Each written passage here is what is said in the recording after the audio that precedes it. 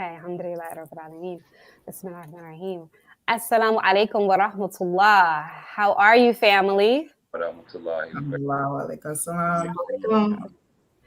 Thank you so much for being here. And as I always mention, just to give you guys context, it takes a minute for us to roll over on social media and for people to be notified of this podcast.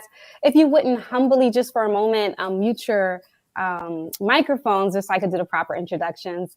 Assalamu alaikum, fam, Dope Muslim Woman Podcast family. Assalamu alaikum, Jamila. Thank you. Assalamu alaikum, Shahid. Make sure you guys come in and give salams. It keeps the barakah. Wa alaikum salam, Askia. In this particular broadcast, welcome to the Dope Muslim Woman Podcast. Welcome to season 3, but we are in series 4, you guys, the Accountability and Stability podcast series. And I'm so happy because this particular podcast that we're launching is called The Power of the Provider. So it is going to be a very powerful discussion that we're going to have here tonight. Wa alaikum salam. And we're so happy that you guys are joining us.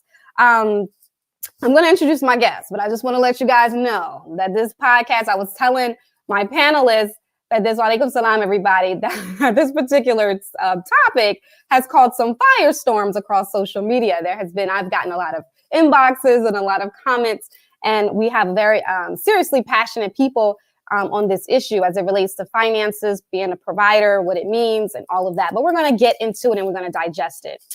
All right. Let me introduce this all-star panel that I'm so humbled and happy to have here. MashaAllah. I'm going to start with a brother that I'm really humbled to, and I realized that he was my neighbor all this time, my neighbor Imam. But he is an accomplished Muslim grassroots activist. He specializes in community development, marital counseling, and youth mentoring. After accepting Islam in 1991 and studying Islam and Arabic through private teachers, he has evolved into a leader, organizer, and an exceptional motivational speaker who works with both Muslim and non-Muslim communities. He currently serves as the Imam of the Kuba School and Islamic Center of Camden, New Jersey. That's around my little area, y'all. And as a volunteer chaplain in the New Jersey Department of Corrections. He is the husband of 23 years, and he has 5 amazing children. Welcome, Imam Faheem, to the show. Assalamu alaikum, dear brother. Wa alaikum salam. Thanks for having me. And I'm happy to be here. Happy to be here. I appreciate you being here. And I know one of the other things you said Imam Faheem is a part of is the Imam's Roundtable that we often see stream live, right? Yes. Dynamic discussion. MashaAllah. We're so happy to have you here, my dear brother. Okay. MashaAllah. So that we also have an amazing sister here. She was born and raised in New Jersey. She's an urban educator in Newark, New Jersey as well, since 2019. New Jersey in the house, can I say? She graduated from Rutgers University in 2019 and obtained her bachelor's in political science and minored in African American and African studies. She was raised Muslim by her mother and father, Khadija and Jawad, whom installed Islamic and Afrocentric principles, encouraging her sense of pride and identity in the deen and in her skin. She hopes to further her career as a public school teacher and inshallah establish her own private Islamic school for Muslims. Welcome, Sister Zarinah Raheem, to the show. Assalamu alaikum, dear sis. Wa alaikum assalam, my love. Thank you so much for being here. And thank you for repping New Jersey. We got a little New Jersey in the house. You know what I have to. We have to, right? New Jersey. Exactly, absolutely. MashaAllah. And I have this dynamic brother here. We know him all over social media, MashaAllah. Infamous, brother, you're infamous. He is a father, a married brother, father of 7 children, an electrician by trade. He is a partner in an engineering firm, as well as a nonprofit organization called Bridges. He is from Washington, D.C., and he has employed so many Muslims in the D.C. area. We are super humbled to have brother Hamza ibn Askia here on the show. Assalamu alaikum, dear brother. Alaikum assalam wa rahmatullahi wa barakatuh. Alhamdulillah. I'm humbled. Thank you so much. Again, can I just say Northeast is in the house. MashaAllah. Okay.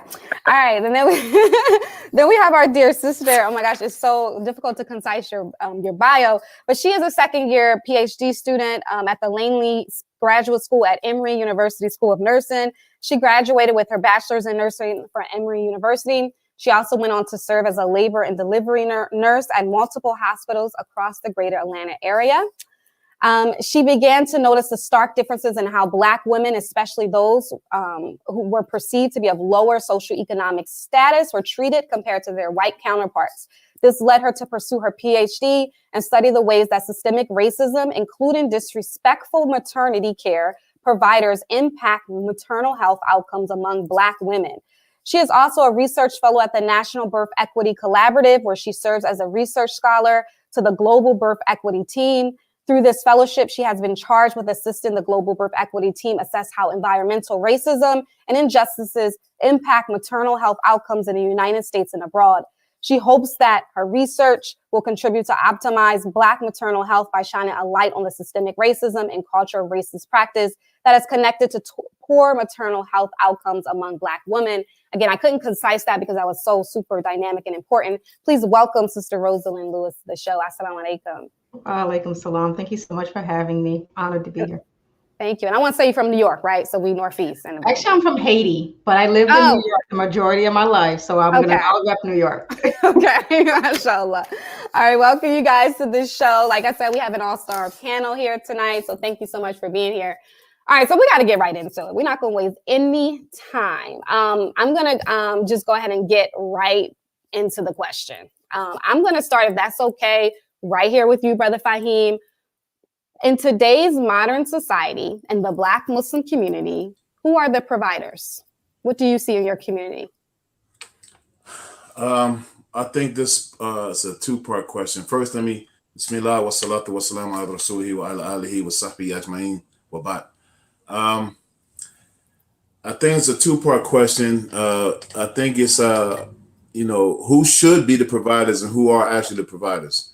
From my experience, there is an increasing number of women who are, either sole providers or they're mutual providers, and sometimes or a lot of times earning more than the men, in a lot of cases. But Islamically, the man is supposed to be the sole provider.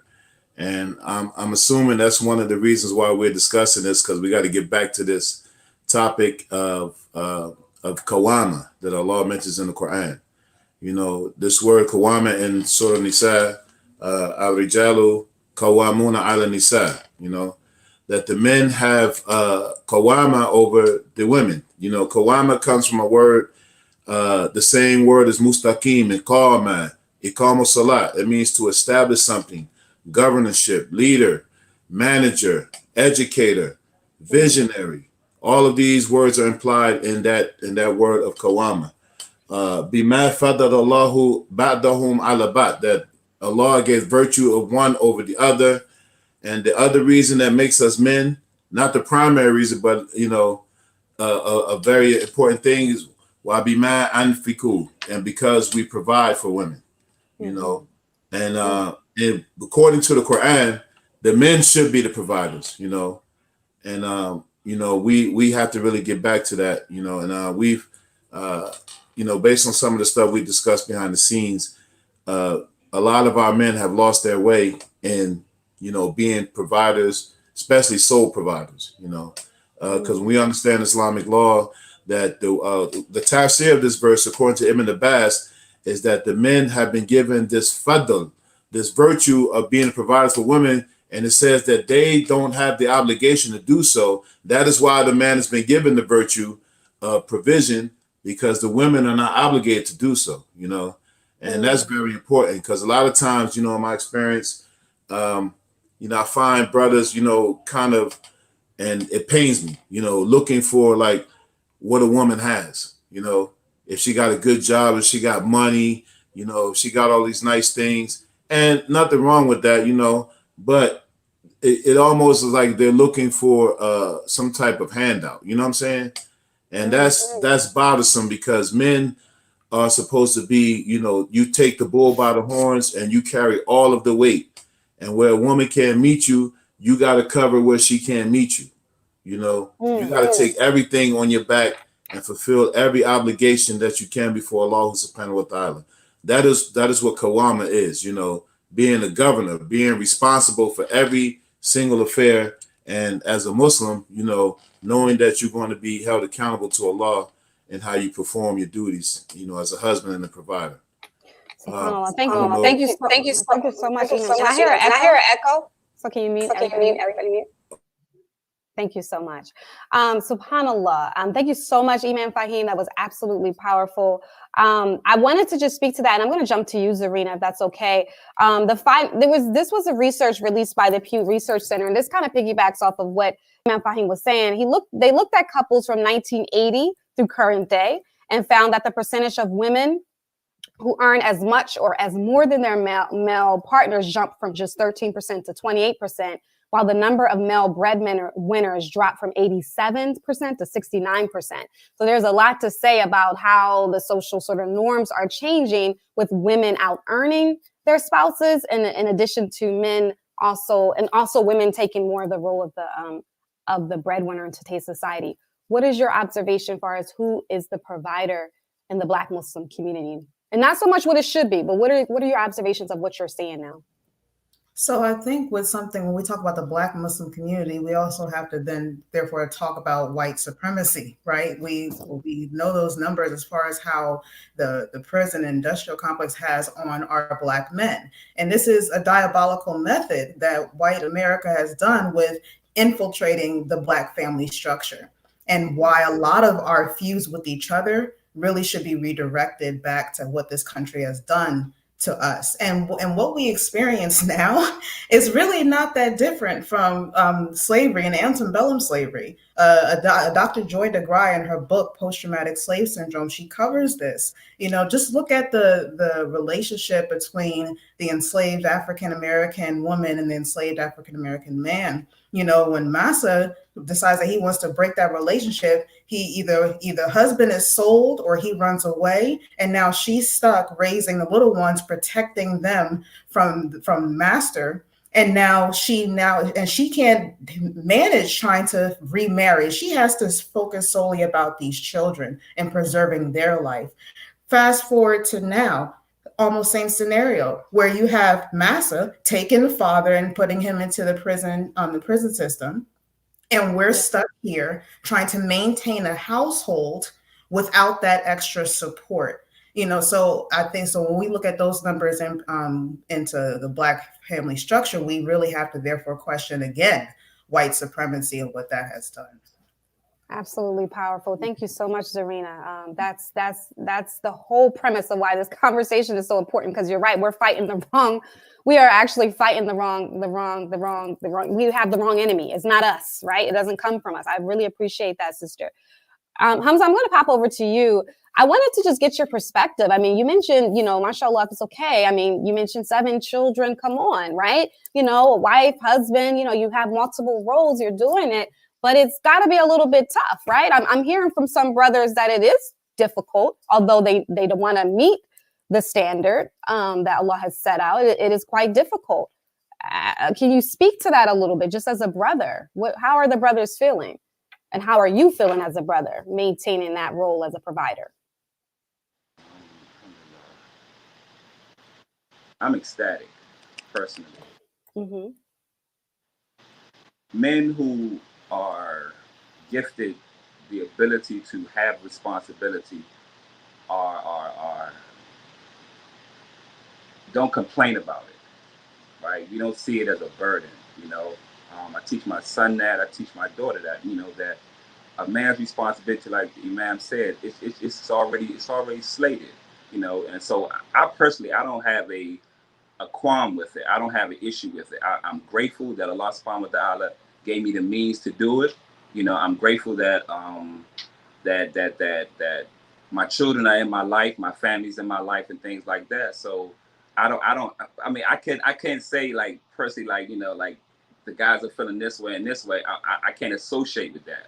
I can't associate with the 50-50 frame of mind. I can't associate with asking a sister what she brings to the table and things like that. You know, that's not my concern, right? My concern for family is my children, my household. You know, is Islam being taught in my household? Are my children being taught correctly? You know, not I'm not into that hood stuff. I'm not into all I know I have a Facebook persona, but in my household, that we learn things, we talk about Allah, and stuff like that. So like to that question, I can't say that I'm not familiar with that.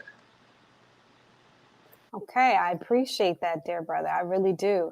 I'm going to bring in a couple comments. Sister Sakina said that the sister broke it all the way down with the history of this particularly detrimental practice of removing the husband and father from the family structure. And I'm going to get to Mariama's question in just a minute, but I did want to pop over to you, Rose, because there was a lot of powerful things spoken. And I wanted to just speak to just the woman as the provider for a moment. What does it mean, the aspect, because we talk about the men and their ability to provide, but as a woman, if I could say so myself, you are the provider for your family. Right? That is fair to say. How does that feel? And what does it take to fulfill that role as a Muslim woman?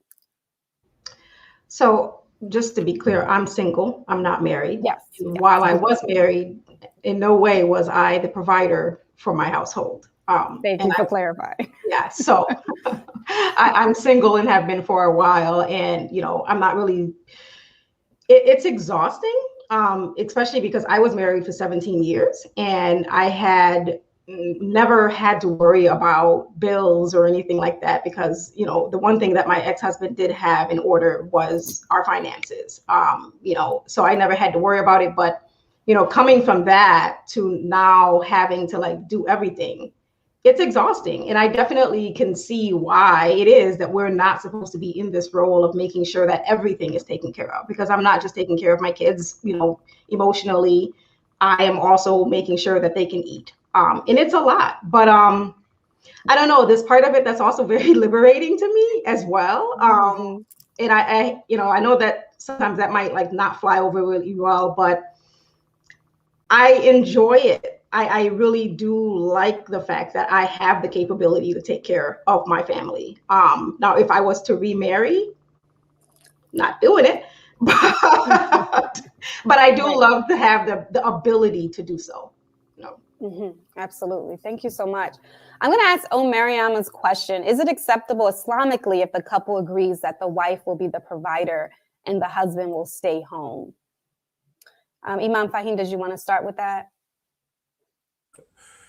Yeah, there's nothing really wrong with it, because, the Prophet ﷺ, he said that the believers are upon their conditions, so there's nothing that prevents a man doing this. A woman just has to make sure that she doesn't emasculate the man in doing so, and making him feel less than the man, because as a husband, some of these things, staying home part is not really, but doing a lot of duties around the house is part of our job anyway. It's part of that governorship. But if that's an arrangement that they make, but it's difficult, because it's going to be hard, in my experiences, that for a woman to respect a man if he's around the house, because women have an innate, nature to make sure everything is right, and we never do things right according to them. So I could just imagine a husband home and playing Mr. Mom, and the kids all over the place. It's a mess, and he can't do what a woman do, and she come home from work. I can just imagine the earful he's going to get, But if they're able to work these things out, it's perfectly acceptable. And this shows the beauty of Islam as being a religion of all times, because of its adaptability. We have an example of that.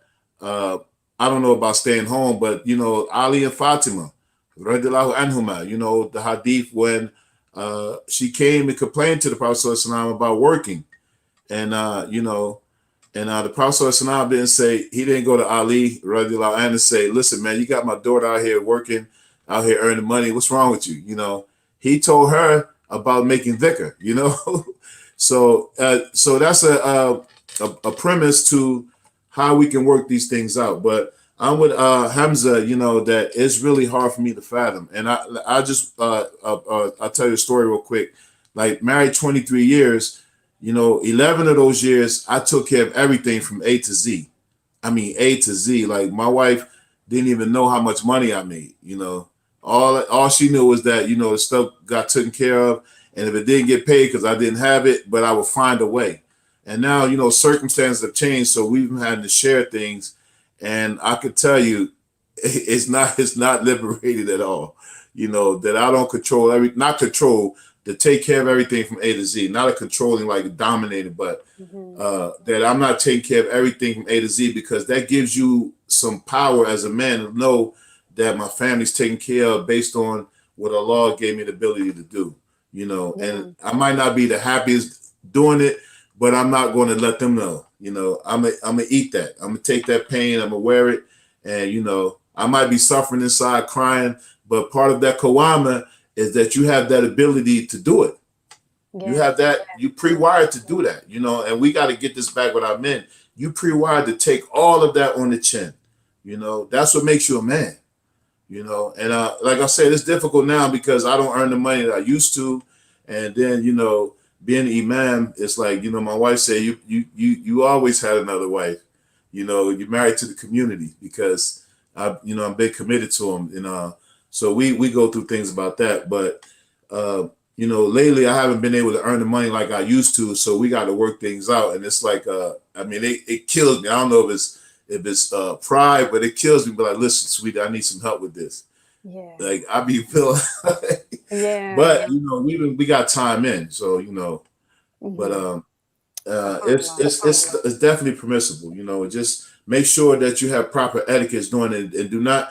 One of the things that a man cannot stand is to feel like he's somebody's son other than his mom. You know? Powerful. Thank you so much, Brother Faheem. I think you spoke a lot to sort of the psychological impact on men how they are created of just fulfilling this role of being a provider, and what they actually go through psychologically, emotionally, mentally.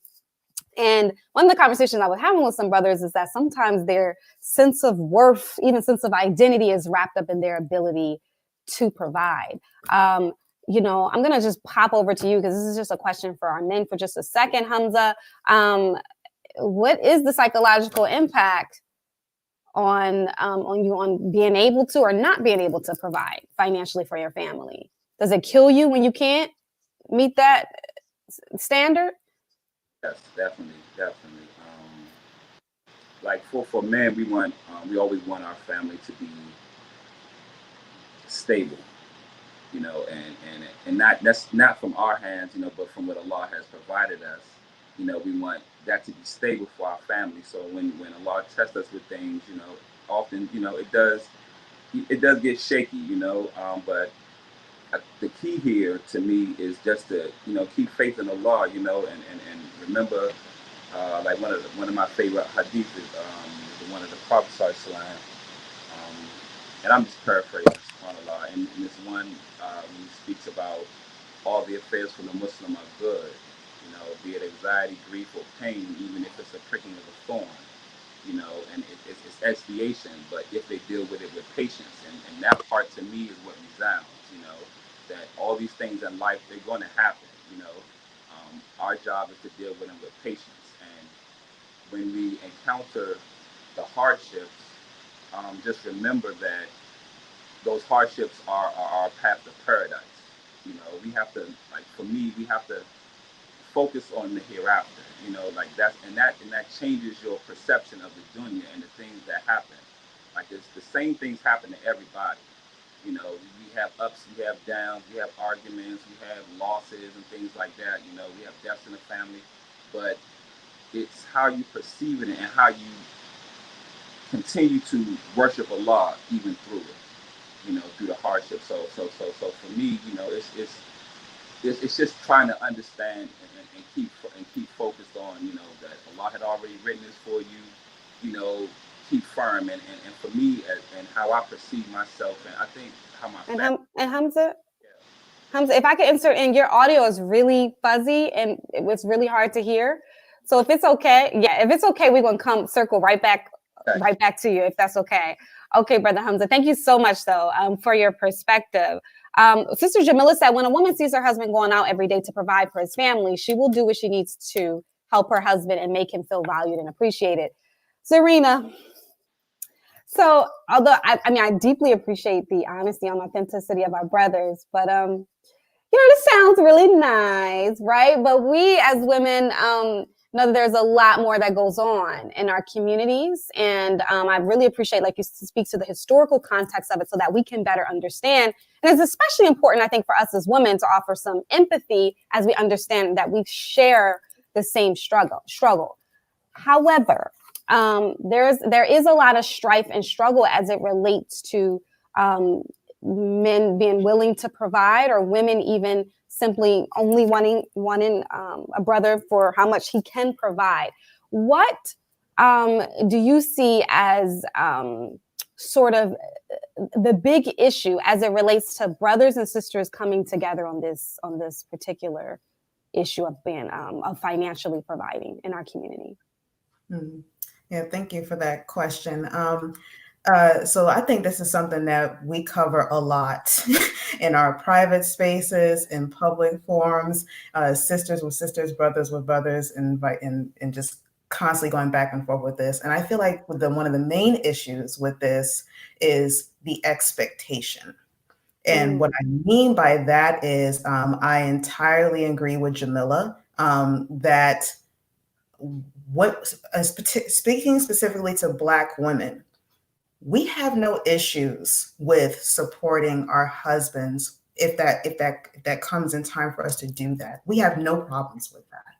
We have no, especially mainly only if we see that my man is willing to provide. He's gone above and beyond to provide for my family. And if for whatever reason Allah puts in his path a hurdle that disables his ability to do that, we have no problem stepping in to do that.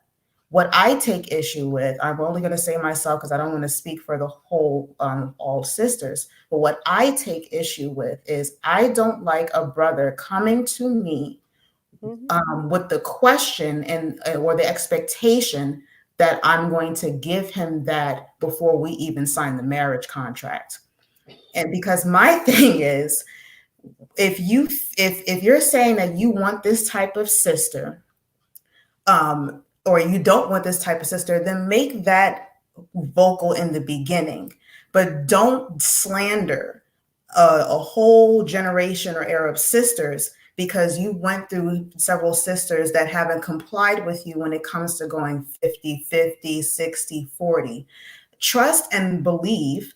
And if you love me or you want this relationship with me, it should somewhere be in your heart that, well, based on my engagement with this sister, I don't think she would say she's not going to help if it calls for me, calls for her needing to help if something ever happens to me or I can't do it. We don't think like that. So it really is just the expert. Don't come to me trying to tie that for yourself with the expectation that I'm going to do that.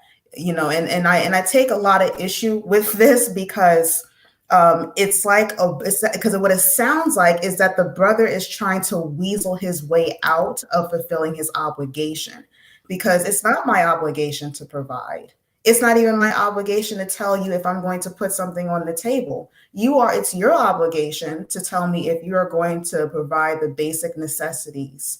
I feel when it comes to finances, we shouldn't be having that. We shouldn't need to have that conversation of who's going to put out what. So that's my beef with that. She done said a whole rose, honey bun. She done said a whole word. Because I think what you spoke is just so powerful in the sense of there is this sort of, like I said, perception of that we as women, kind of won't stand by them, or we only want them for this or that. And that's totally not true. And just from our history, we're the ones as Black women, historically, we're right there. We're picking it up. We're kind of working through it. But you're right. It's that expectation of kind of like what you bring to the table, sis, that kind of throws us off. Rose, I just want to kind of pull you into this dialogue just as another woman. And how do you feel about some of the comments Zarinah made? No, I agree with her 100%. I'm in a situation now where I'm single and providing. And when the time comes and I remarry, I really don't want to be having the conversation about how much I'm bringing in. 100% I can take care of my kids by myself. I can take care of myself by myself, but that's your job. That's not mine. And the same thing that she said, like, without a doubt, I will always be here to pick up the pieces that you can't pick up, but I better see that you are doing everything in your power to have it all together. And as long as I see that, then I got you. And then of course, like, you know, I also have to, on the flip side of that, we do have to realize the economy in which we live in. Like you quoted some stats earlier about how many women are outperforming their husbands, or just in, you know, how most households have 2 working parents now. And that's not only because, you know, men aren't trying to take care of their responsibilities. Things are just stinking expensive, right? Like, if you want your kids to be able to go to certain schools and have certain opportunities to be able to get a certain place, it is highly unlikely that you're not going to have a 2-income household. So I think it's important to like kind of think about that as well. Like I definitely want my husband to try to do everything he can to provide to the best of his ability. But I also realize that economically, it's, unless I meet a very certain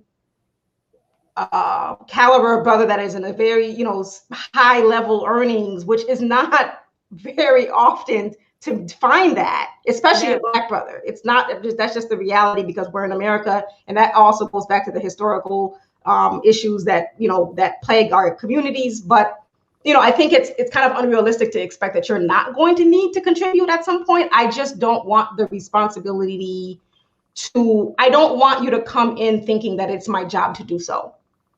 That's the key for me, is like, just don't think that it's my responsibility. It's not, but I will help you without a doubt. Right. Absolutely. Powerful. I want to continue this discussion. I did want to just segue, because I think it's really important. This is an interactive live. So it's not only the panelists, but it's also the audience members. Thank you, Brother Faheem, for answering some of our audience members' questions. I think as Brother Daniel Thomas, we welcome you to the platform. We welcome you to learn as much as you like about Islam. This is definitely a nice starting place for you. However, we want to keep the comments in context to the conversation that we're having. So this conversation is not about polygyny or about wives or anything like that. So I would just encourage you. I think Brother Faheem, maybe he can drop his information. If you could just maybe meet him offline to discuss any questions you have about Islam. But I just want to kind of keep these comments on topic, and I appreciate you for respecting this platform. Okay, sorry guys. All right, that was really, really powerful. I really deeply appreciate that. So Brother Faheem, I think these ladies said something really powerful here. It's the idea of, I know you just expressed, you were very vulnerable with us just in your own personal journey of being 100% provider, and then having to share some of that load in your journey of 23 marriage, 23 years married, mashallah. And you expressed how that made you feel, and it doesn't feel great. And these sisters expressed, as long as you're out there trying, and we can do this together. As I'm sure probably your wife has that same sort of perspective. So where do our brothers go wrong in this? Are they just not getting the fact that as women, we got your back, but we need you guys to kind of hold up, the expectations that Allah kind of set on your shoulders? Where do you see our brothers misunderstanding this? That's a good question. I could tell you, in my experience, I think one of the keys is that when brothers get into those situations, I think when sometimes women cross the line between support and enabling the man. And what I mean by that, sometimes you can support a man too much that you will cripple him. Like, men have a need to fail and get themselves up, dust themselves off and get moving again. And sometimes all a woman has to do is just help them get up, But sometimes, in my experience, counseling people, a woman will do everything from A to Z to this man and disable him. I mean, cook it. This is a clear space, right? What kind of language could we use? Go, brother. This is almost one because niggas be tripping, niggas be tripping. Camden in the building. Yeah, listen, because I had cases, and I'm listening like, Are you serious? This woman's cooking your food. She working a job, 2 jobs, taking care of kids. And your ASS is sitting around here on this couch playing, got the highest score on the damn video game. And then you talking, oh man, it hurts my heart. But part of that is they've missed something in their background with training. And then a lot of sisters, they enable these brothers. You know, you got to let a brother fall on his face so he can know how to get up. You know, when we were younger, you know, we played games outside. You scratched your knee. You know what I mean? You got busted up. You had doohickeys. You cried for a minute. You got up and you kept playing. That was training, you know, and a lot of our kids are missing these things. And, you know, I mean, even now, this generation, we do so much for these kids that we disable them. And then when they grow up, they don't even know how to function with basic things. You know what I'm saying? Yeah, absolutely. And, you know, we gotta try to change the narrative a little bit, you know, and then when you know, like I got 4 sons and, you know, I tell them stuff and they looking at me like, you know, I don't know what to do. Man, you know what to do because I just told you, just go do it. You know what I mean? Right. But then I remember it's a different generation. It's a different generation. And, but still some things don't change, you know, some things don't change. But I think that's part of it.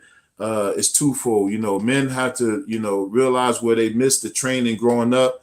And when you read about the life of the Prophet ﷺ, he wasn't dependent on his wife Khadija, radiallahu anha. Even though she supported him, he didn't make her feel like that he was dependent on her. You know what I mean? And that made her support him even more. Like, you know what I'm saying? Like if men are going, if you're in a position where you're not the breadwinner, at least be a person that you still stand on your own. The money you got, the money your wife has doesn't impact what you're doing or not doing. You know what I'm saying? Like I always tell brothers and counselors, you need to know if you're not a coach, you know, in your marriage, you need to be an ultimate role player. And the example I always use is Stedman Graham. Really? You better learn something from Stedman Graham. I mean, he got a billionaire as a woman, you know, they're not married, but like this boy played his role like to the T. You know what I'm saying? I mean, he got his own way in life and his education, his business, but you know, he played his role. So if you can't be the breadwinner primarily and exclusively, you got to learn how to navigate and coach, or you got to learn how to play your role with, you know, everything. Like when like in my marriage now, I mean, I'm not the primary breadwinner, but everything else I take care of. You know what I'm saying? Besides cooking, I think I've oppressed my wife all these years, but I will lick a plate clean. You know what I mean? I would eat everything off of there and get another second round, but I can't cook worth a lick. But dishes, laundry, bathroom, household chores. And I still earn my money. It's just I'm not the primary breadwinner, you know. Yeah. And it's been an adjustment, but that's what comes with time. You learn how to work together, you know. So powerful. Thank you so much, Brother Faheem. I can't stress enough how much I appreciate your vulnerability on this podcast. Hamza, I'm gonna pop over. Too, because I I don't talk a lot, but when I'm getting heated up, I will run my mouth. So just do something yeah, like yo, my man. Thank you. Hamza, I'm coming to you with this question, okay? So Taisha asks, what about the brothers who provided financially and because of that, they feel that they don't have to do anything in the house or can do whatever they please? And this goes also to sort of maybe a generation, a generation prior to ours or a couple generations back where the whole sort of role of a lot of men in households were just simply being protectors and providers. They don't have to emotionally be there. They don't have to be present. That's their role in their job. So what do you have to say about this in regards to and answering Aisha's question? My thoughts on that is it depends on the agreements in the household. Like the brother said, you know, it's your conditions, it's what you agree on. You know, if you feel like that's not feasible for you, then you know you need to work that out, or find a partner to work it out with. You know. That's all I could say about it. You know, I don't see the reason to complain about these things. You know, like you have to have a solution. Like, what is your solution? Are you gonna ask the brother to help you, to do the dishes and stuff like that, or like what's your next move? You know, so I don't, and I don't know, for a brother who does it himself, just like, okay, I pay all the bills and I don't have to do nothing else in the house. I don't understand that mentality. Like, I don't, it's hard for me. Like, I don't mean to sound like, like I'm trying to be like Mr. Perfect or nothing like that. But some of these questions, some of these thought processes don't sit right with me. Right? I can't understand that when men feel like they don't need to help out in the house. It's your house too. You know, I mean, like, if you have an agreement with your wife, look, I pay all the bills and you clean all the lawn, you know, then that's between y'all, you know.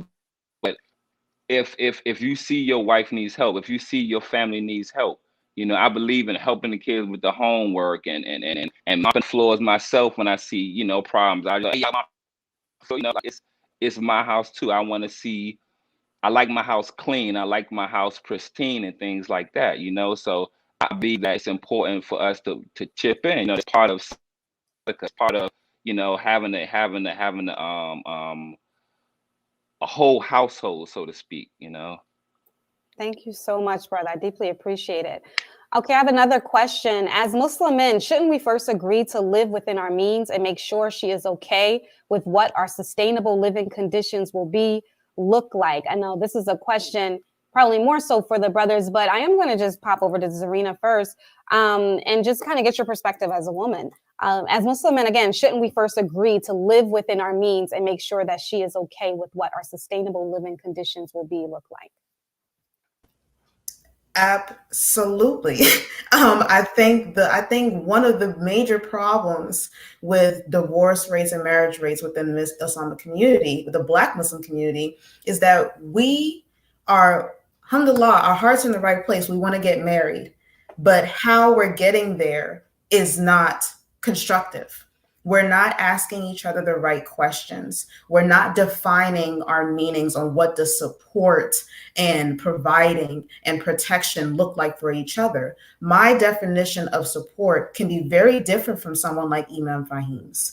And if we're not really breaking down into those definitions or those conversations, then we find those things out 2-3 months after the walima, and then we're getting divorced 2-3 months after finding those things out. And then we hit the reset button and constantly doing that over again. These marriage divorce. And we need to take time to self-reflect on how is it that I am contributing to this, me divorcing or me not finding who it is that I want, and what can I do to change that? And so I feel, me personally, and when I engage with a brother, I'm asking him a lot of critical questions. I'm not asking him what is your favorite color or solely just what you do for a living. You know, if he says that what does a person's 50-50 look like? What does your 50 look like to my 50? You know, and so I'll give you one example. When I was speaking to a brother years back, and when it came down to talking about how he would provide for me, he wanted me to move to his location, which I felt like was not conducive or nowhere near what I was accustomed to based on how I've lived all my life. I don't live lavishly, but I also try to live below my means because I like to budget. Yeah. And so when I explained this to him, I said, I don't feel comfortable living in this environment. It's not something I personally like. And he made it seem as if I was being difficult, that I wasn't willing to adjust, me as a woman wasn't being able to adjust, and that I wanted too much. And then he wanted to remind me of the living conditions of the Prophet and and his wives. And I'm like, okay, well, that's good for the Prophet and his wives, but that's how I want to live. And so then I asked him, I said, let me ask you this, because he had been married before. I said, at what point after your divorce did you decide that you want to get remarried? And he said about a year afterwards. And at that point, when I asked him that question, 4 or 5 years had passed since he had been married. I said, so you're telling me in the 4 or 5 years that you have not established an account to save some money so that you are prepared for marriage. You just hoped that you will find a woman that will bend her rib to what you want, and that you will live happily ever after. I'm sorry, but that does not work. You want me to live and may marry to you on an income for a single man, not a married couple. And so as to that brother saying that having those conversations prior to, so you are clear on what his providing and the living conditions would be, absolutely have that lay out a floor plan if you need to. I want to see the blueprint of what our lives are going to be like specifically. Zarinah, they said you was a firecracker, but girl, you a firecracker. MashaAllah, that's tabarakallah. I deeply appreciate your honesty. MashaAllah. She said, brother, you didn't mean to tell me you haven't saved in the years, subhanAllah. Sometimes it needs to be said. Okay, Rose, I wanted to jump over to you because Brother Umar said something really interesting. I'm sorry, I'm just trying to find it. Okay. He said that if a brother is holding everything down financially, it would be nice for a brother to help out around the house, but he shouldn't have to come home and clean up. What say you, Rose? What do you think? Zarinah's cracking up. Cut it out, Zarinah. Go ahead, Rose. I'm thinking because I saw that question and I was like, well, is he making the mess? That's my question. Like, I mean, cleaning up after yourself, you know, and after your children, I would assume is part of your fatherly and self duties. Like, I don't know, I'm not your mother either. Like, you know, yes, you providing financially, that's great. And that's awesome. And I'm going to take care of the house to the best of my ability. But also being a stay-at-home mom is a full-time job. Like, I would say 2 full-time jobs, honestly. I think it's easier to be a working mom than it is for you to be a stay-at-home mom. So to expect that because you're financially providing, that you're not going to be offering assistance everywhere else is ridiculous to me, because you need to do all of that for yourself to survive. So yeah, that's not my take. Zarinah, did you have something? Go ahead, Brother Faheem. I thought I just wanted to ask if Zarinah had something to add because she had a whole crack up. But go ahead, Brother Faheem. Man, look, you got a job, you come home, you clean up too. Like, that's how it's done. I mean, I mentioned when I'm still married, but the first 11 years, I still did all of that stuff with laundry, everything, going to the schools. I used to work 7 days a week. I used to work 12-hour shifts, 4 10s, whatever it took to take care of my family, and I still did that stuff. You know what I mean? Just the cooking part I didn't do. But we talking about following a complete man, sallallahu alaihi wasallam.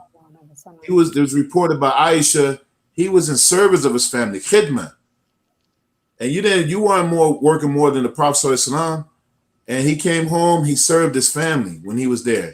And when he left out of the house, it was for a purpose or to go to the masjid, you know. But other than that, he was in service of his family. You come home from work, you serve your family. I'm gonna give you free game, man. I got 2 decades in. I know how to do it. I'm worth something. Yeah, but man, no, you come home and you do that too, because it's hasana in it. It's blessings, and that's how you get closer to Allah. Remember, this is a marriage where people, when you say you got married, it was supposed to be fi sabilillah, not for your own happiness. Sometimes we mess that up. You get joy out of it, but the purpose is to please Allah. We forget that a lot, but that's all I had. Yeah. SubhanAllah. Jazakallah khairan. Thank you. Brother Anthony said, get the mop and get to cleaning. No big deal. Brother Shahid said, work stop when you go to sleep. There's no coming home kicking your feet up, bruh.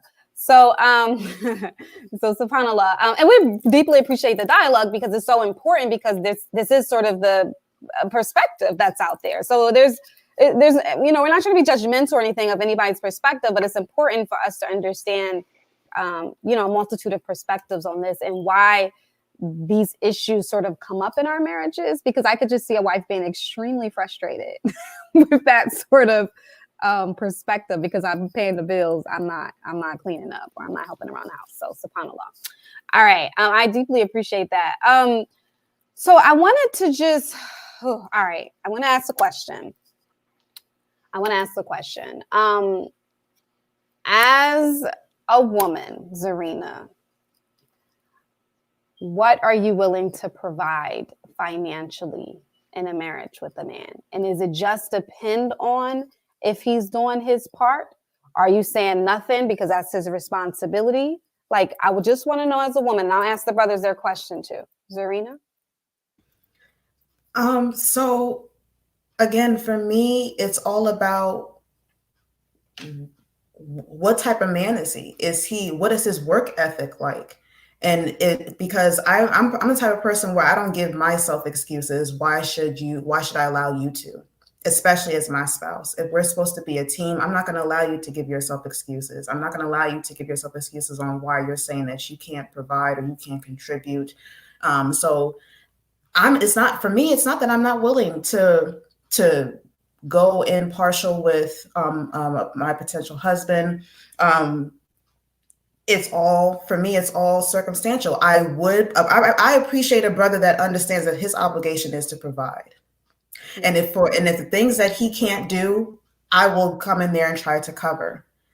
That's how I feel. I don't really put a percentage on it. But that's my take on that. I just don't like the expectation brought to me. I feel as Black women, we are very loyal creatures.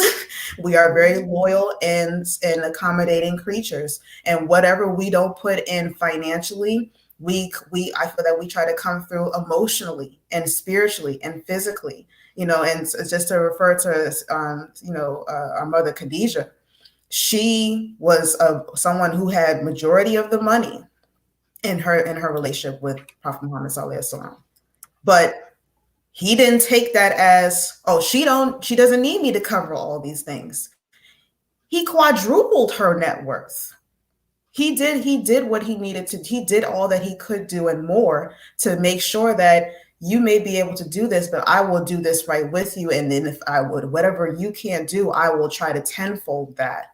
I just don't like laziness. I don't like a man that's reserved. I don't want a man that likes to take the bare minimum. I don't like complacency is my thing. I don't like complacency. That's not how I was raised. That was not the father that I had. My father provided for our family. He provided, and that's what I saw when he was, and at one point when he was out of work, my mother came through and did. Yeah. It worked. So for me, this is what I grew up with. This is what I see, and that's what I'm willing to take. I don't want anything below that. Thank you so much, Zarinah, for your honesty. Brother Hamza, do you feel though that as in our culture that we are experiencing an issue or a dilemma with Black women in particular, or Black Muslim women in particular, wanting or measuring our brothers just in reference to how much they can provide? Is that all? Do you notice that as an issue in today's time? I believe it's more of a stereotype. It's okay. I know women want to be taken care of and things like that, but it's one of those things I believe that causes the shaitan to be stronger in our midst, when we think about things like that, like it's been plenty of times where I know brothers, have sisters have stated that they want, millionaires. I'm just, being a little extreme, but they want millionaires, and they marry brothers who's barely making it, and you trying to figure out, what's the, you were just screaming millionaire, but we know this brother's struggling, so it doesn't have to do personally me. It's everybody's different chemistries, I think that it just deals with that. Like people, it's a lot of facades on the social media, things like that. But when you get to know people and understand, that's why you hear a lot of the horror stories about, and I shouldn't say horror stories, astaghfirullah, but when you hear about people getting married and sisters just taking prayer rugs and stuff like that, and it's not necessarily because it's just their chemistry, like it's just what people want. I appreciate you saying the aspect of that. It is actually a stereotype, in your opinion. It's actually not true. It's just something that, sort of is an idea that people permeate and facilitate in our community, that these gold digging, women, that, that's not really what happens. Women actually will work with our brothers a lot more. Okay, Rose, I'm coming right over to you. How important are finances in for you as you move into the realm, and I'm not saying that you are, but as if you are considering marriage or remarriage, how important will finances be to you in that relationship? Honestly, I had not thought about this question until this podcast, because I feel like I'm so far away from even considering marriage. But it's tricky because I know I have certain standards of what I want. Like I have 4 kids. I want all of them to go to college. I don't want them to take out a single loan to do it. It's going to take some money to get that done, right? And some scholarships and some finagling and getting resources together to get that kind of thing done. I don't want my kids to grow up having to, start from where I started from. So for me, I think when I decide to get married, I don't think I'm going to be looking at finances like it's like, you need to be making more than me. I know it's very possible that I will probably meet someone that's not making as much as me. But for me, I think one of the sisters in the comments said ambition and drive. That's what I need to see.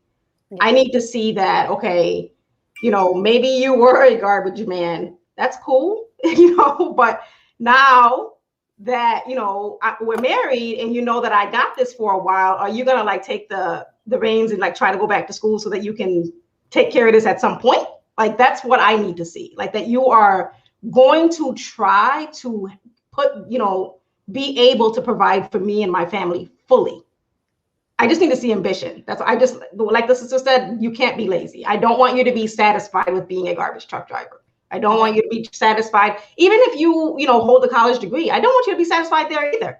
Right. Keep going.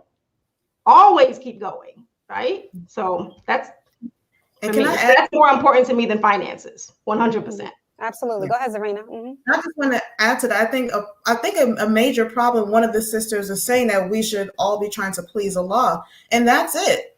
That we're allowing Western culture and norms and hashtags to influence how we run our relationships. This whole woke culture and how we're using that to decide, and one of the examples of woke culture is that, Black women are going to school, we're getting masters, we're going for the career jobs, and we're not seeing, or we don't even know if that's being collected, the data on what are Black men doing.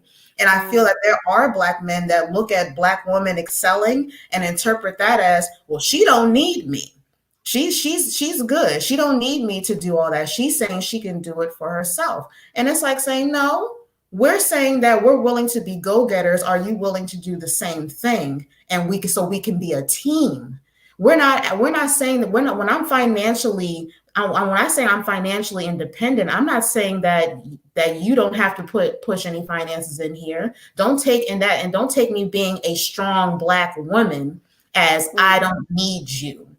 And because we're not saying that, they use that and say, oh, we're gold diggers or we're this. Why? Because I'm deciding to push myself to a bar, and therefore that comes with more earnings. So I should be sorry for me achieving my education, for me achieving to push the bar, to break that glass ceiling. And you're saying there's no way a woman can do that without that threatening your manhood.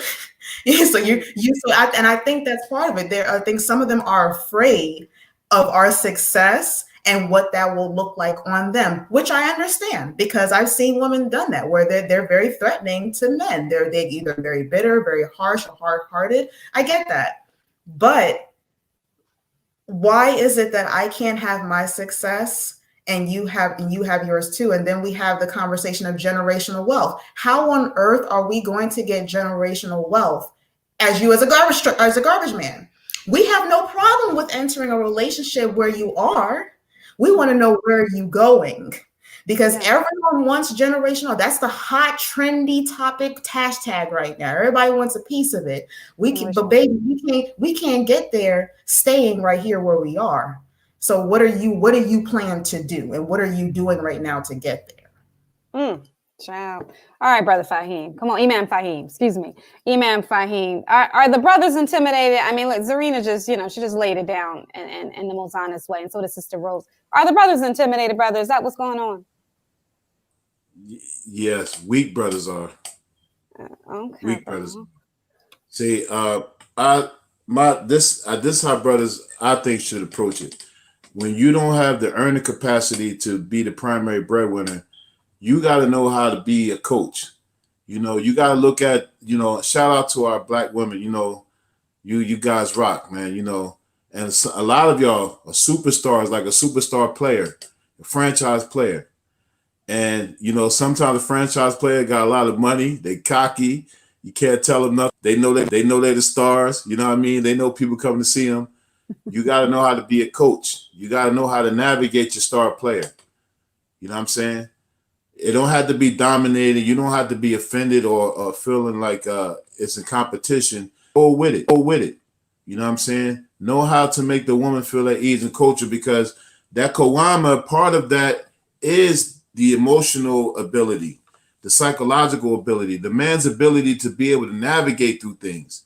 That's what the women need us for.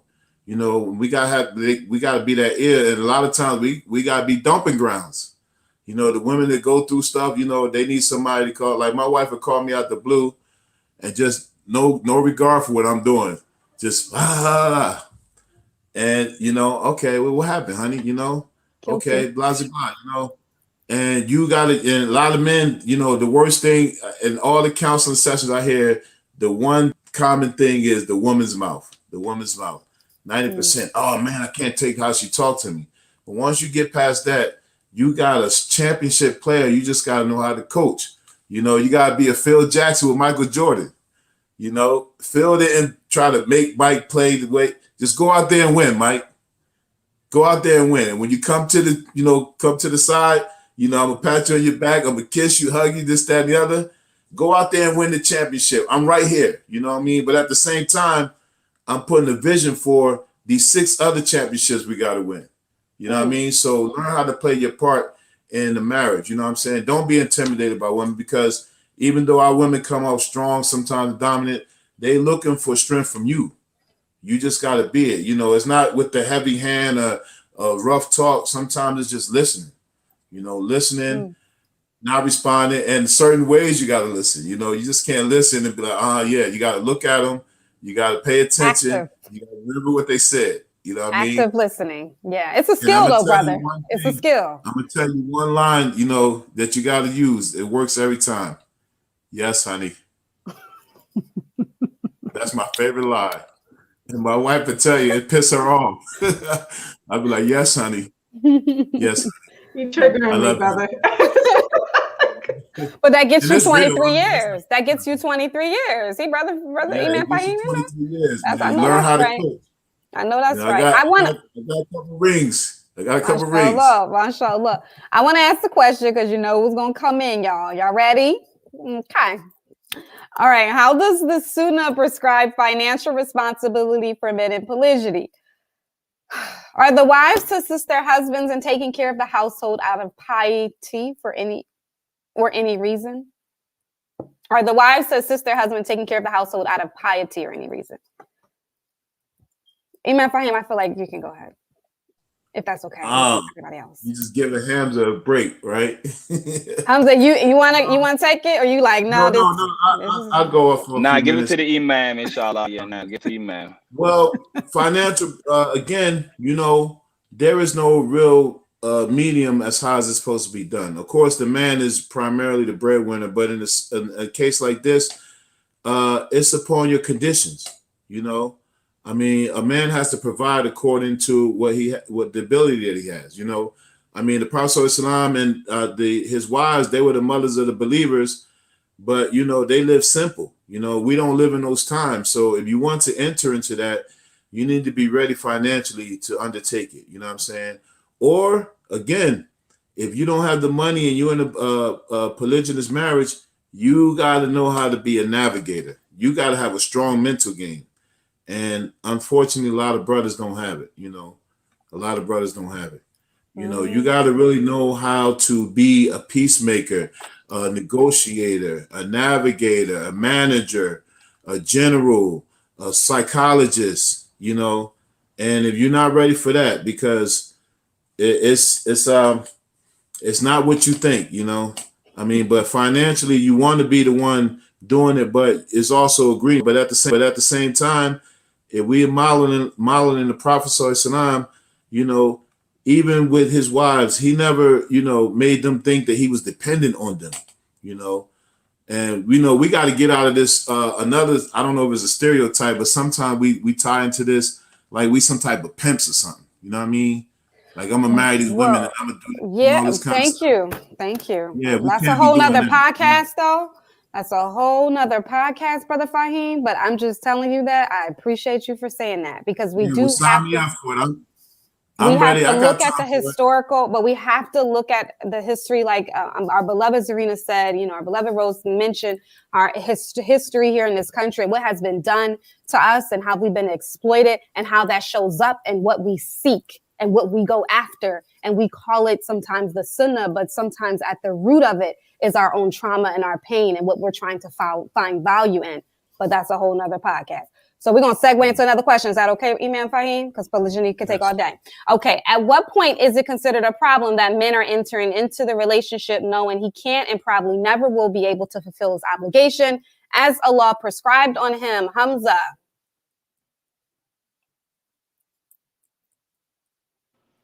Oh, sorry. Okay. I mean, the question, it's a problem when it started, when a man doesn't, you know, knows can't fulfill his obligations. You know, it's a problem when it started, but it's what the woman and the man agree to. You know, like we can't sit here and say, "Hey, you're supposed to be doing." I mean, we tell them that the Quran says this, the Sunnah says this. So as long as you're in those guidelines, that's what you choose to do. You know, but like personally, I think it's a problem from the jump. You know, you're entering some that can't figure out how to live and things. That's detrimental to your relationship, to your marriage. Yeah, definitely. Thank you so much, Brother Hamza. Rose, I want to just get your opinion on this real quick. If you're not married and you are thinking about getting married and you know that your obligation as part of that marriage is to provide, I think you need to be focused on something else, right? Like why are you focusing on, like, if you can't afford something, why are you trying to go buy it? Like you just can't. Realistically, you need to be figuring out a way to be able to provide in some capacity for the person that you are getting ready to try to marry. So yeah, it's a problem if you're coming into it knowing darn well that you don't have the capability.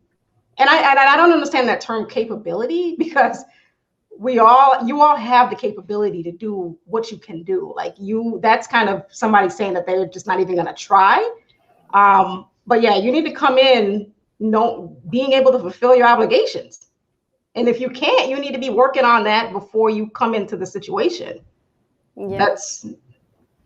Thank you. And Zarinah, brother said, I understand, but what if he sincerely wants to, but just can't? And he also said, what if he's working and the opportunity to get promoted isn't there? Go ahead, Zarinah. Be nice. No excuses. I'm sorry. I'm not willing to accept that. And one thing that comes to mind for me is, you know, I think about the dowry price when we talk about certain finance. Like this is where this is the one thing that stops us from going through the marriage process. Mm-hmm. We make vibe, the chemistry is there, and then we start talking about the dowry. Yeah. And one thing I do not like what some brothers do is they try to negotiate the dowry with, instead of you giving me whatever I say my dowry price is or the item, you want to give me some abayas, dresses, head wraps, and a couple of turtles as my dowry. I don't understand that. I don't understand that. And again, I'm dead serious now with the turtles, but I don't accept, especially from a man, and I think this is what this Western culture has done. It has weakened our men's backbone and has hardened some women's hearts. it's made us feel like it's the more opportunity, and this is also diabolical. I'm not saying there's anything wrong with sisters breaking that glass ceiling, as we say, and going up for the torch. But for some women, it has hardened their hearts, where now if a man does come in, I'm not taking nothing from him. I'm not taking anything from him. He better come in here, and he better come in here right, with that mentality, that energy and that emotion.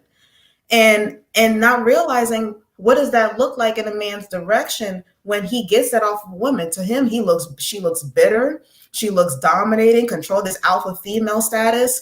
And, it don't look well on certain sisters. But then you have in other cases where you have brothers that's constantly wanting to negotiate what they can and can't do, what's in their means and what isn't in their means. So to the brother that's saying, at what point, I forget how you exactly phrased the question, what is a problem? It's a problem right when you decide that I want to get married, but you ain't checked that bank account. What's wrong with having your paycheck? Just like, what's wrong with something, $20 a week coming out of your paycheck for the amount of years that you've been looking for marriage? $20 a week for 52 weeks? That's a little over $1,000, boo. How many years you been looking for marriage? 3, 4, 5 years? You got a little over $5,000. That's 5 racks. There's your dowry.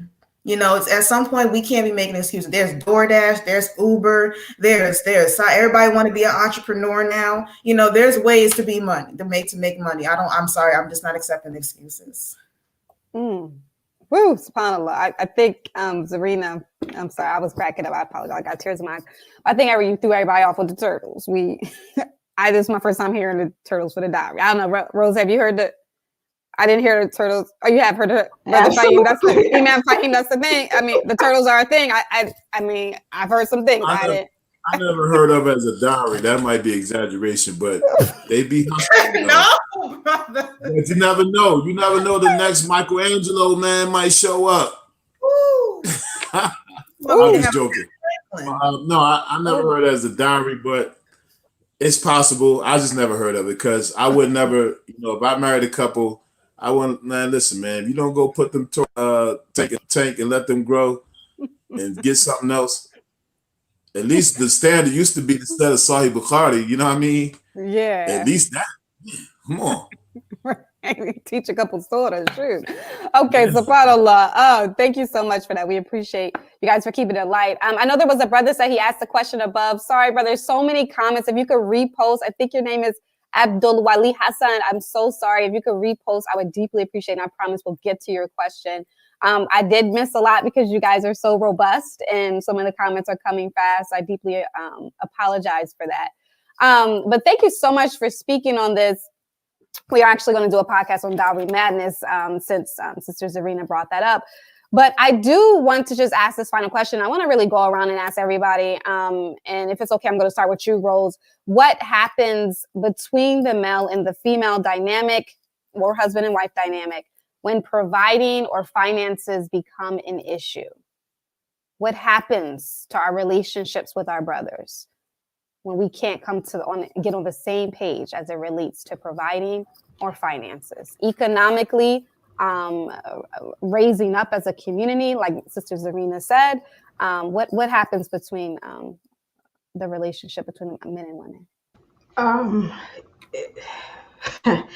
For me, I think there's a certain level of respect and reverence that any woman is going to have for a man who is out there doing his best to cover all of the finances, right?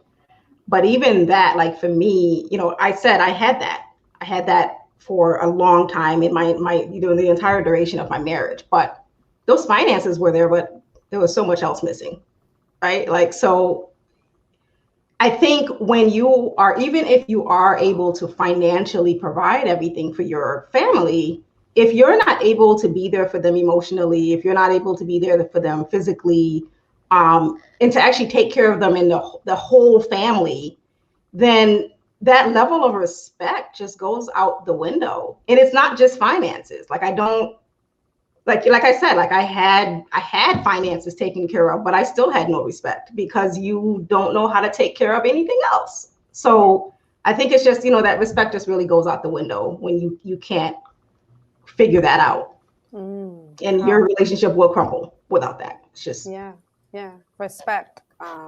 Thank you very much. Imam Faheem, what happens between, same question for you. It can become a disaster if you let it. But sometimes we have to remember, you know, finances, from my experience, there is always an issue in 90% of marriages, you know, and you just have to learn how to navigate through them, you know. I can't remember this hadith offhand. It says, a man came to the Prophet ﷺ. He said, he said, give me some good news. He said, if you renounce the world, then Allah will love you. But if you renounce what people have, then people will love you. So what that means is sometimes we have to detach ourselves from some of these things that have us chasing a bag, or we having these financial woes, when a lot of times we're just working to waste. You know, in some instances, we're working just to have excess, to have the option to waste. So sometimes we got to remember that. And then at the same time, we got to remember, no matter how much we chase a bag, how much our economic bracket goes up, whatever we're going to make is already written, you know, and you're not going to make any more than that, you know, and the more that you make is already written too. So Allah already put that in your provision. And sometimes we got to remember, like, we just got to work it out. When you have financial situations, don't let them get in the way, because they can. I mean, even after 23 years, I could tell you, they still get in the way, you know. Why we don't got this? Why we ain't in a better position? You know, when are you going to do this? You know, why haven't you done this? That it ain't going to stop. But just know that, you know, we Muslim, we pray 5 times a day. It ain't for nothing. You know, it means safety and security. A secure to win, no matter what your situation, Allah who's spent with to take care of it for you. You put trust in Him. Sometimes it just got to be just that. You know what I mean? Sometimes it got to be a discussion. We can't afford this. You know, maybe we sacrifice now and then later maybe we forego this right now. Next year we can do this. But discuss it. You know, because it could be a financial disaster in marriages, but don't let it overwhelm you, because you know, I mean, I remember reading a report. It said, you know, 70% of people are living, you know, paycheck. You know what I mean? And most people won't survive after 3 months. Well, you let us tell it online, you know, ain't nobody poor, ain't nobody broke, ain't nobody struggling. And the numbers, you know, the numbers say something different. So, you know what I mean? Sometimes just, you know, regroup, reset, but don't let finances get it, because they can. You know, they can get ugly. You know? Thank you so much, Imam Faheem. If it's okay, I want to ask Zarinah and Hamza, I do want to ask you that same question, but I do want to just pull in audience questions, if that's okay. So, Zarinah, I'm going to pose this one to you. I'm sorry I didn't pre-read it, so I hope it is appropriate for you. But one of our teachers said, if the men knew the weight of the rights of the women have over us, and the day we meet a law about those rights, we would never worry about the rights we have over them. What do y'all say about men who throw the rights they have over women in their face, but yet going 50-50? Oh, yes. I mean, this is perfect for you. Sorry. You ain't right. Like, you only give me that because you from Jersey. I love you. About the men who throw the rights they have in their face.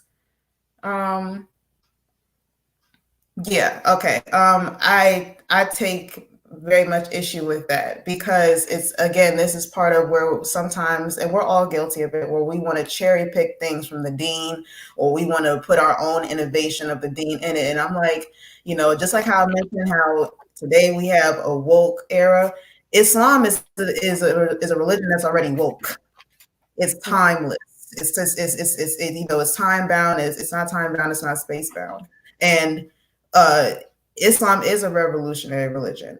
So we don't need. So when men throw their rights into our faces, and as far as the 50-50 part, I don't really, to answer your question, brother, the 50-50, that's all circumstantial between those spouses. If they decide, okay, this is what we're doing, and they're perfectly content with that, I I don't feel that has anything to do with how the brother is there throwing his rights into my face. I don't demean him less just because we are in that position of us going 50-50. If he started where he was providing, and like in Imam Faheem's case, you know, both of them are working within their marriage. It may work for them. Inside, he might feel some kind of way about it, but not so much so to where he's going to demean his wife, where he's going to make her feel less than a woman, or feel like that she's taking away from him from being a man.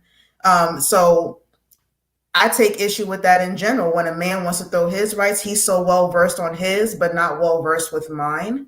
I think that all talks about what is it that we bring to the table? What do I bring to the table in my marriage with you, and what do you bring to the table in your marriage with me? But we have to be very much more censored and really just be compassionate. We can't keep referring to the Prophet Sallallahu Alaihi Wasallam. How many times do we say Prophet Muhammad Sallallahu Alaihi Wasallam in a day? But we do not model how he was with people, his wives, with this deen. We have to spend more time studying him and really trying to model what it means to be compassionate, what it means to be merciful and forgiving and being respectful. When we learn about these things about our Prophet Sallallahu Alaihi Wasallam, we do not do him justice. And I feel that our community is really putting a very ugly turn on Islam, on how we treat each other, even with non-Muslims. There are non-Muslims who had horrible experiences with American Muslims, and that breaks my heart to hear that. You know, so we have to really try to self-reflect about how we. When I feel like once we accomplish that, then the issue of what we throw in our wives' faces or our husbands' faces about our rights won't be a conversation anymore. Okay, thank you so much, Zarinah. All right, and we have to end the podcast, but I had to bring up Brother Umar's comments. And Brother Hamza, I'll start with you. He said, please don't let your daughters think that they can be lazy and not be on top of the cleaning their homes, expecting their husbands to cover all the finances and come home and have to step over stinky Pampers. Please, I've been there. Brother Hamza, what do you say about this advice that Brother Umar gave? I'm trying to unmute. Okay.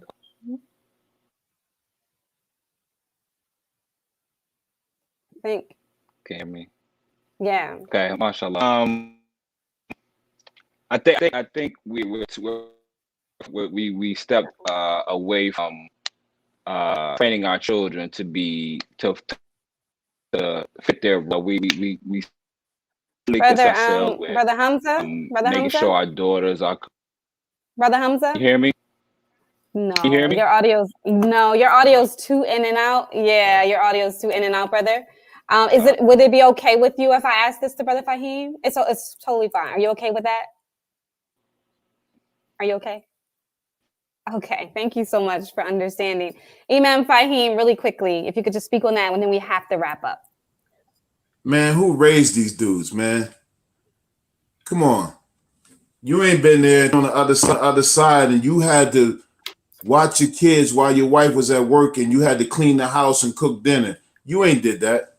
Man, listen. The Prophet ﷺ said that a woman who prays her 5 salats, fast during Ramadan, and be dutiful to her husband, she will enter Jannah by any gate that she chooses. Do you know that people have to die to enter certain gates of Jannah? That people have to fast sincerely to enter certain gates of Jannah?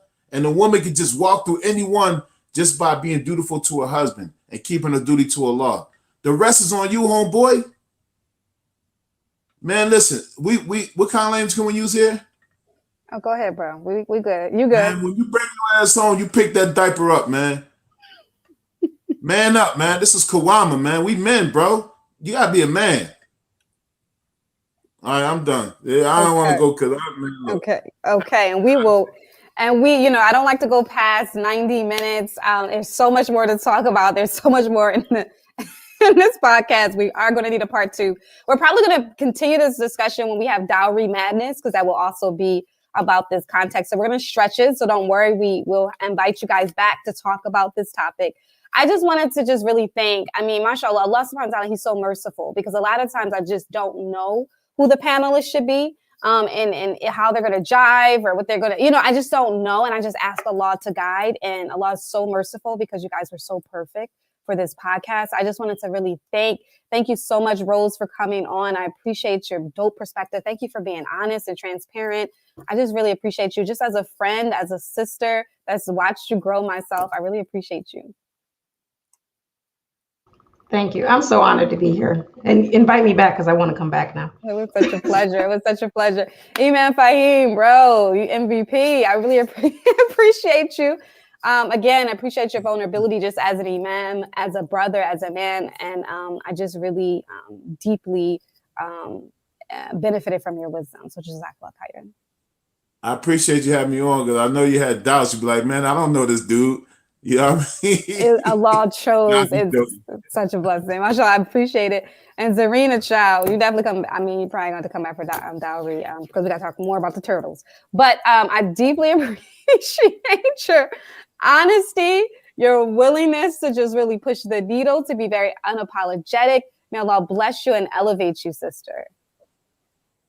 SubhanAllah, thank you so much, sis, for even having this type of podcast and platform so we can have these discussions and get the public opinion. It was an honor to be on this panel. I definitely enjoyed everyone here. So thank you so much for inviting me.